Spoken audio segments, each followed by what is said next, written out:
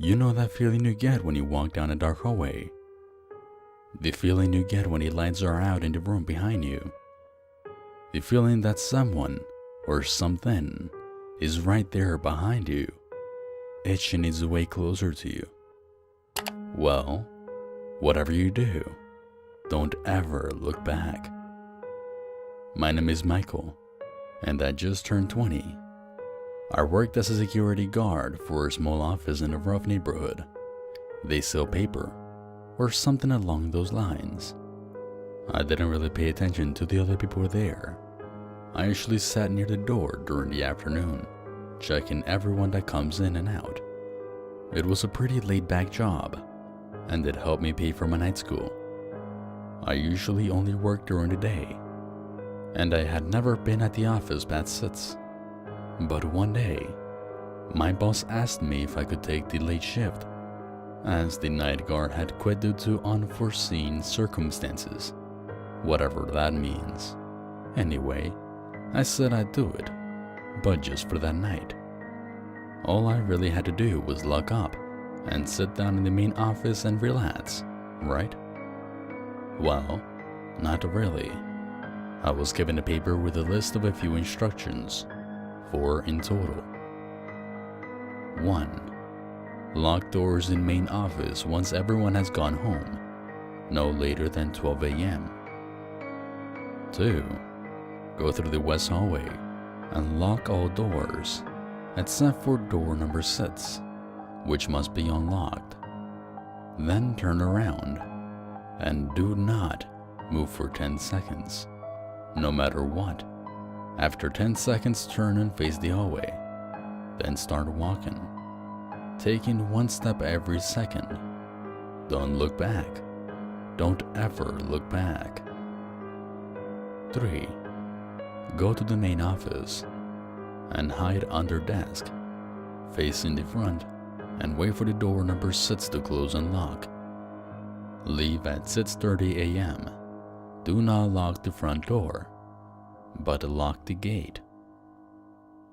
It started normal enough.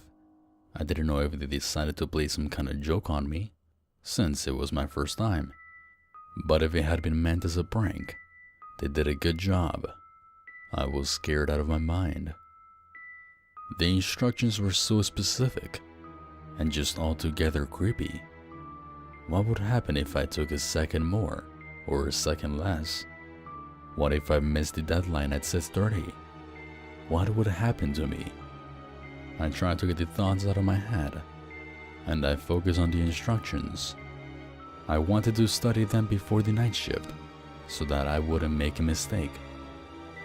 Before I knew it, it was 11 p.m., and most people started to leave.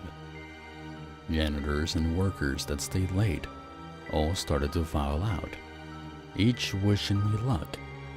I waited a while until every single person was gone. Why would they wish me luck? I had to focus. It was only for a night. It was probably nothing, but I just wanted to make sure. At 1:45, I decided to lock up the main room and head through the hallway. Lock all the doors. Unlock door 6. Got it.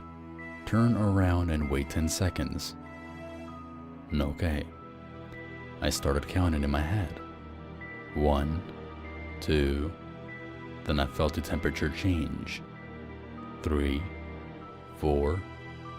It got a little colder, and that's when I heard the door. 5. It started to open. 6. Then I felt it, like someone breathing down my neck. 7, 8. I was about to run, but then I remembered the instructions. I have to stay still. 9, 10. I turned and started down the hallway. Take a step every second. My heart was beating out of my chest. My whole body was cold. I couldn't feel my hands. I kept going, even though I was about to pass out from fear. I navigated through the seemingly endless hallway, leaving behind whatever the thing behind me was. But I felt it watch me as I walked. There was nothing between me and it. If it had wanted to, it could have killed me right then and there. I'm sure of it. I didn't know what it was, but I didn't feel safe near it. At the halfway point, I felt it standing there. As I passed by the fire extinguisher, I caught a glimpse of the beast's reflection in the glass. I couldn't really make it out, but whatever it was slowly approaching. I knew I had seen it. I quickened my pace, ever so slightly. My whole body went numbed, so much so that I couldn't feel the ground underneath me anymore. Cold and sweating, I continued down the hallway. Almost there, I thought. I just need to get into the office and hide under the desk. I prayed to God that I make it. I prayed to anyone that would listen at that point. By that time, I wasn't scared anymore. It was more than that. I moved robotically, just trying to make it to the end of the nightmare. I finally got to the door, and I realized it was right behind me. I turned the corner and opened the door, closed it behind me, and hid under the desk, as instructed. I faced the wall and waited. I remained there for a while, and during that time, nothing happened. Still, I knew it was there.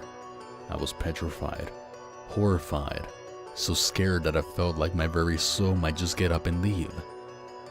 A few more seconds passed, and all of a sudden, the door to the office opened. Is it coming in? I didn't read about this in the instructions. What do I do? The instructions. That's where I realized I didn't have them anymore. Where had they gone? Did I drop them? What now? It came in then. The room's temperature dropping as it made its presence known. What is this?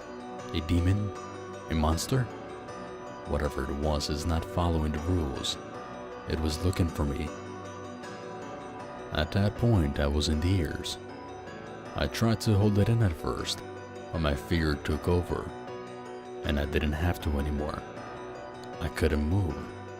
My eyes blurred, and I felt myself begin to black out. That's when I heard it leave and close the door. I wanted to let out a huge breath of relief, but I decided against it. I kept listening to the other door. After a second, it too closed, then locked. I let everything out then, tears streaming down my face, breathing harder than I ever have. I checked my watch. It was 6:23, just 7 minutes until 6:30, and then I could leave. I chose to remain huddled under the desk until then. 6:30 rolled around, and I was ready to bolt. I opened the office door and rushed to the main entrance, practically sprinting for the gate. I got out and locked it behind me. I rushed to my car and started it.